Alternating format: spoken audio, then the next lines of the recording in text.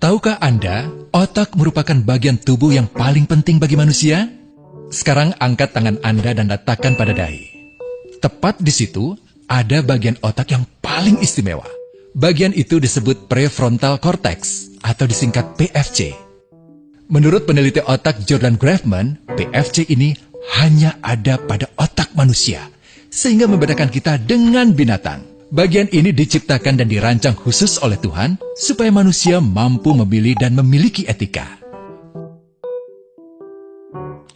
PFC berfungsi seperti pemimpin. Ia bertanggung jawab untuk berkonsentrasi, memahami benar dan salah, mengendalikan diri, menunda kepuasan, berpikir kritis, dan merencanakan masa depan. PFC adalah pusat pertimbangan dan pengambilan keputusan. PFC inilah yang membentuk kepribadian dan perilaku sosial. Sayangnya, PFC adalah bagian otak yang paling mudah mengalami kerusakan. Jika PFC rusak, maka kepribadian orang bisa berubah. Rusaknya PFC bisa disebabkan oleh benturan fisik, bisa juga oleh zat kimia, seperti narkotika, psikotropika, dan zat adiktif atau nafsa. Dan ternyata, penyebab paling merusak juga pornografi, yang disebut narkolema, narkotika lewat mata. Bagaimana pornografi mempengaruhi otak dan pikiran kita? Adi, remaja 12 tahun, melihat gambar di TV yang menjurus ke porno. Awalnya, ia merasa kaget dan jijik. Ini karena sistem limbik di otak Adi menjadi aktif. Sistem limbik mengatur emosi juga keinginan makan, minum, dan berhubungan seksual. Sistem limbik ini kemudian mengaktifkan zat kimia otak bernama dopamin. Dopamin memberi rasa senang, penasaran, sekaligus kecanduan. Zat ini juga aktif jika orang mengkonsumsi nafsa. Oleh karena itu, sifat candu pornografi sama dengan sifat candu nafsa.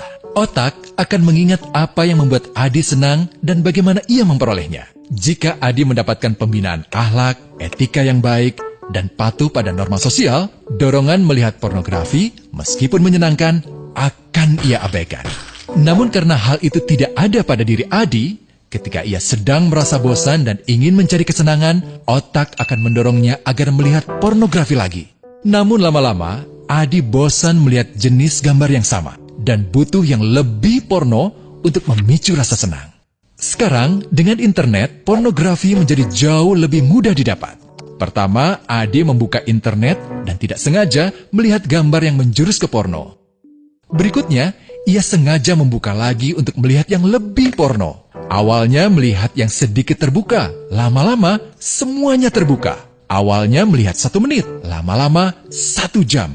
Adi mengalami kecanduan pornografi. Bagaimana kerusakan PFC akibat kecanduan pornografi? Secara alamiah, dopamin dialirkan dari sistem limbik ke PFC. Orang yang kecanduan pornografi akan mengalirkan dopamin secara berlebihan sehingga membanjiri PFC.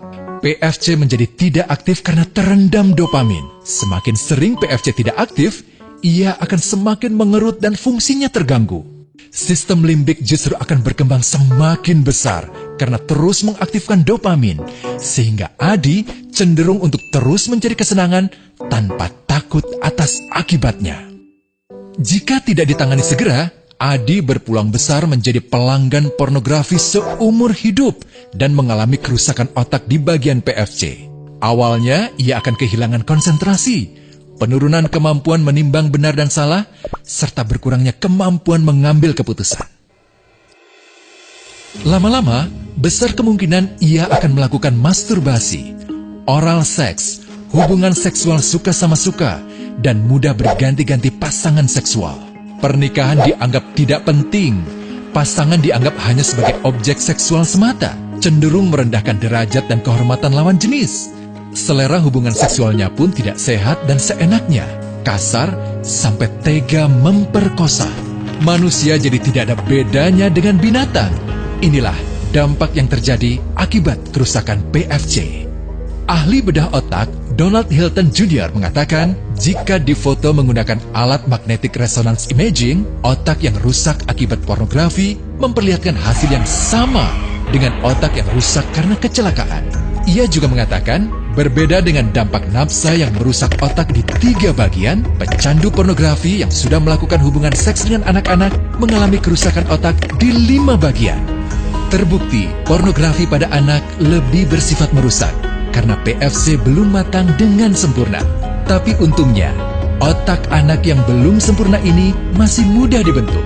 Pengaruh pornografi bisa lebih mudah dihilangkan asal ada usaha untuk memulihkan dengan sabar, terutama oleh ayah ibu, keluarga, dan orang terdekat.